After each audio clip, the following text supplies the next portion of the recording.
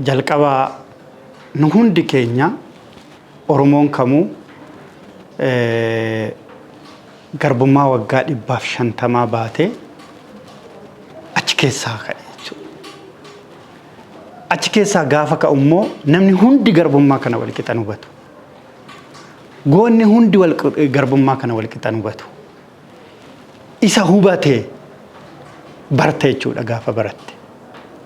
Isa qabsoo kana garbummaa kana karaa ittiin jigu tooftaa qindeesse tooftaa uummate isa dubbistee barte jechuudha.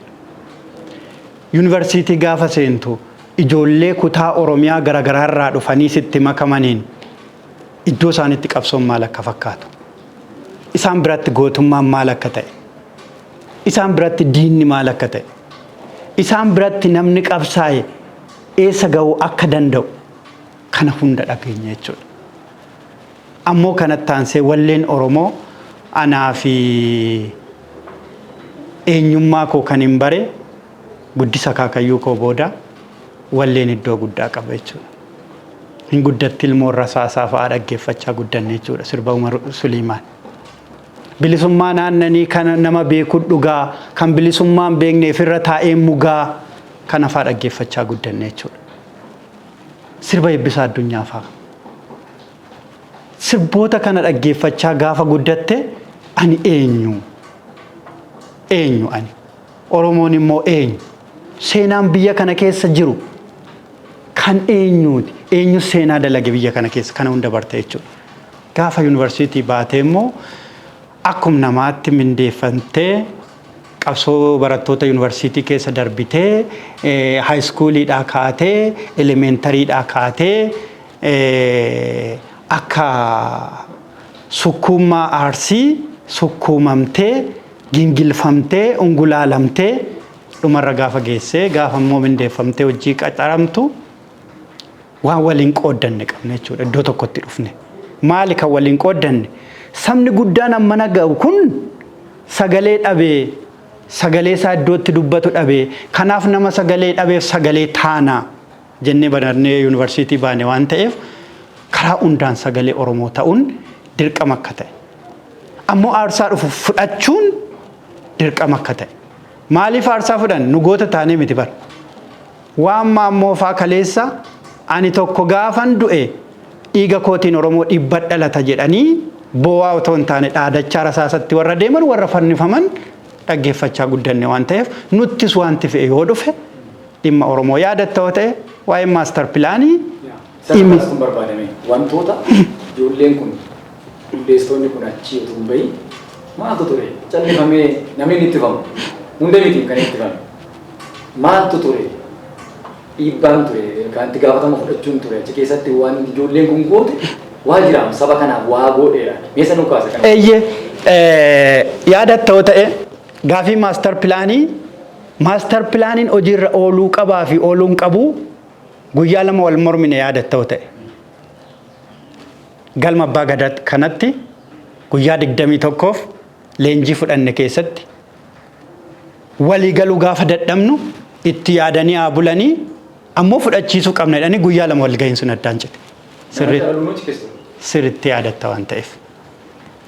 Sun hadhooftuu nutti ta'e jechuudha.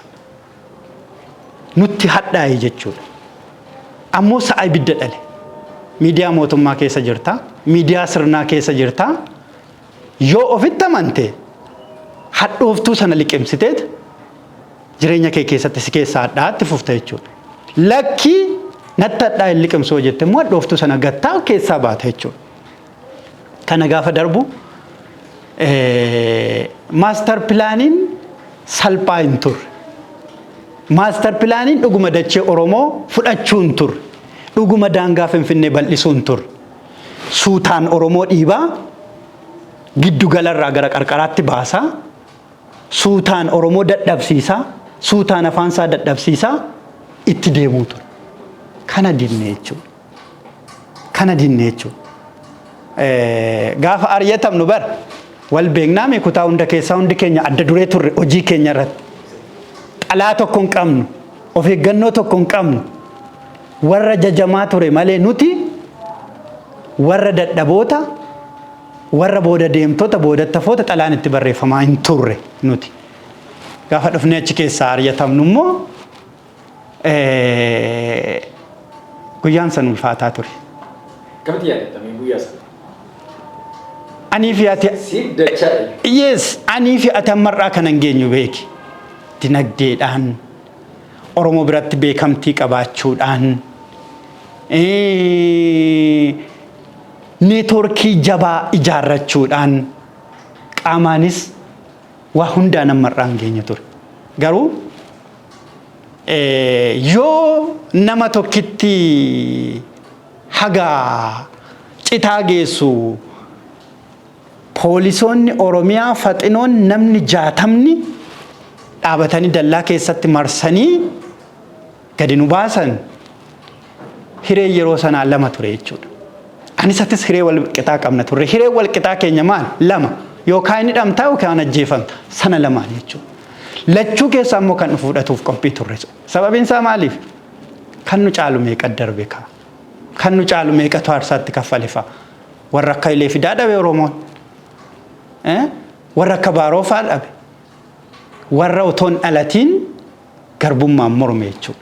Otoof hin beekin garbu. Sana keessa darbinee gaafa dhufnee yaanu yaadattaa namni nu jala kaa'ame, namni nu jala guutee hiriyaan wajjin nyaachaa dhugne, hiriyaan qabsoo wajjin haasaa turre, hiriyaan dhimma Oromoo wajjin haasaa turre nu baqatan. Hannee miti barnu kan ari'atam. Naamusa hojii dadhabnee miti hin beekani hunduu tolchee beeka. ማል ጎዶቤታ የጠፉ በጎች ከንጀሉ ተኮም ቤታ ዮካን ሞ ሰሬን ዳልቴ ቄኬሰት ዮ ባየት ባፍቴ ዳንዲት ገታ ገሯቺ ፉዳኒ ሰሬ ሰነ ጉዲሰኒ ቦሩ መሰራ ይጋ ቦሩ ቄይጋ አከስታኒ አከሰሬ ዳንዲት ባሰኒ ኑገተን ኑገሩ ሐምሌን ኬኛን ጫን ሆማን ቀምኑ አምሌ ቀምኑ ሆማን ቀምኑ ኦኔ ቀምኑ ሆማን ቀምኑ ሴና አቦን ኬኛ ከፈለ ያደቻ ደምነቹ